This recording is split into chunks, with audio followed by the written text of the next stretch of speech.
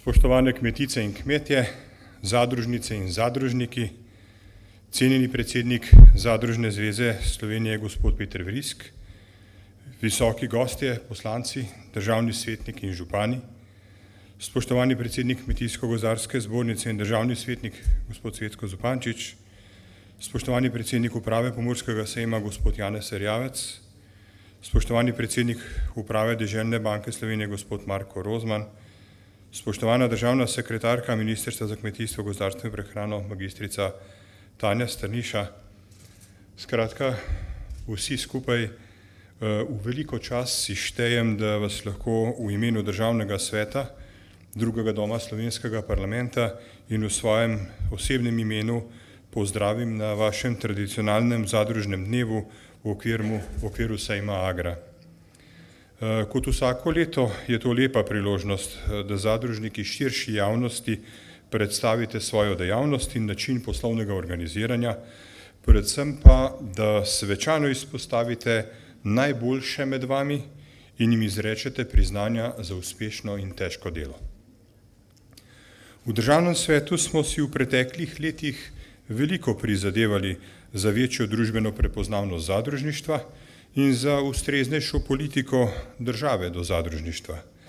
Prizadevali smo si za zakonodajo, ki bi zmanjševala administrativne ovire in nepotrebna bremena ter vzpostavljala kakovostno podporno okolje za ustanavljanje, rast in promocijo zadrug. Slovensko zadružništvo je po našem mnenju že tradicionalno tesno povezano s kmetijstvom in podeželjem.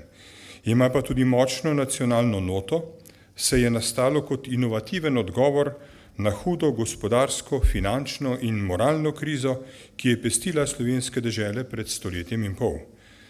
Zadolženost, propadanje kmetij, izseljevanje, lakota in revščina so bili žalostna vsakdanjost takratnega slovenskega podeželja. Šele povezovanje v zadruge je zaustavilo razprodajo zemlje. Kmet je z nastankom zadrug dobil materialno zaledje in novo priložnost, da na svoji kmetiji vztraja in z delom dostojno preživi. S tem so bili pred stoletjem in pol postavljeni materialni temelji današnje državnosti.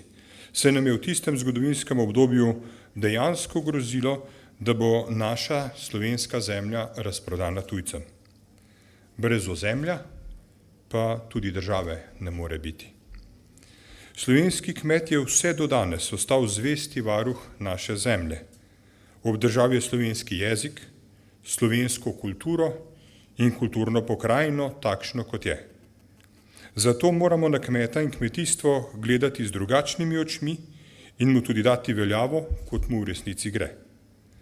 Upravičeno nas lahko skrbijo podatki o propadanju kmetij, o staranju kmečkega prebivalstva, praznjenju in zaraščanju podeželja, zniževanju prehranske samooskrbe.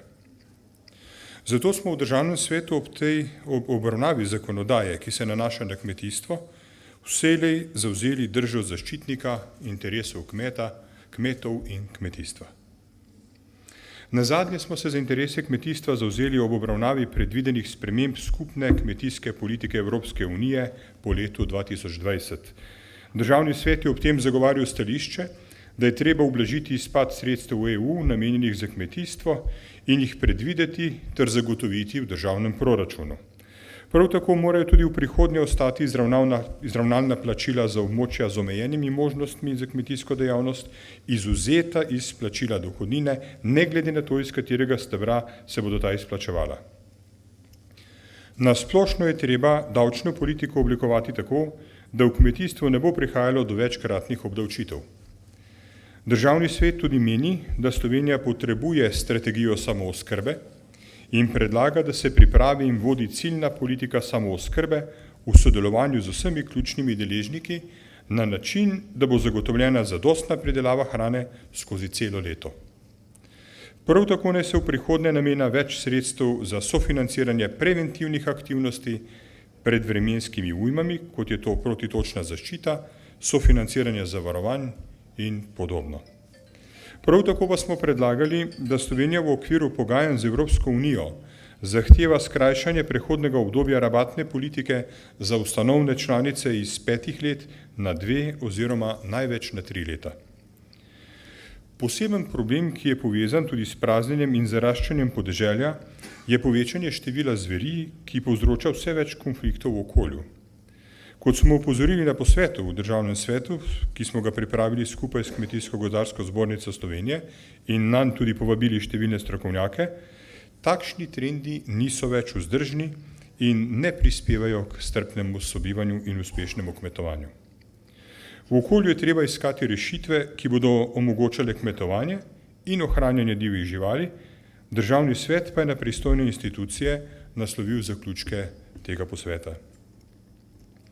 Glede na vse socialne, tehnološke, okoljske in druge izzive, pred katerimi se nahaja kmetijstvo, je posebno razveseljivo, da se na letošnjem sejmu tukaj v Gornji Radgoni izpostavlja teme, kot so mladi v agroživilstvu, generacijska prenova, inovativnost, znanje in predvsem povezovanje. Tako kot pri podjetništvu velja za družinska podjetja, tako velja tudi v kmetijstvu. To bi moralo sloneti na družinskih kmetijah, ki so vzdržne, inovativne in predvsem privlačne za mlade ljudi. Slej ko prej bo treba zagristi v grenko jabolko nepravičnih razmerij v prehranski verigi in kmetu odrezati debelejši kos kruha. Se pa tega v Sloveniji zaradi nizkih cen uvožene hrane premalo zavedamo, kar se odraža pri zmanjševanju naše samooskrbne sposobnosti. Mnogi opozarjajo, da bomo lahko že v bližnji prihodnosti lačni, če ne bomo povečali samooskrbe z vsemi kmetijskimi pridelki, ne pa zgolj z nekaterimi. Spoštovane zadružnike in zadružniki, iskreno čestitam vsem zadružnicam in zadružnikom in še posebej današnjim nagrajencem. Tradicija, izkušnje in modrost naj ostanejo vodilo vašega delovanja tudi v prihodnje. Prav tako čestitam Zadružni zvezi Slovenije in njenemu vodstvu za dosedanje uspešno vodenje, vsem pristojnim pa želim prijeten družabni dogodek in uspešno delo še naprej. Hvala za vašo pozornost.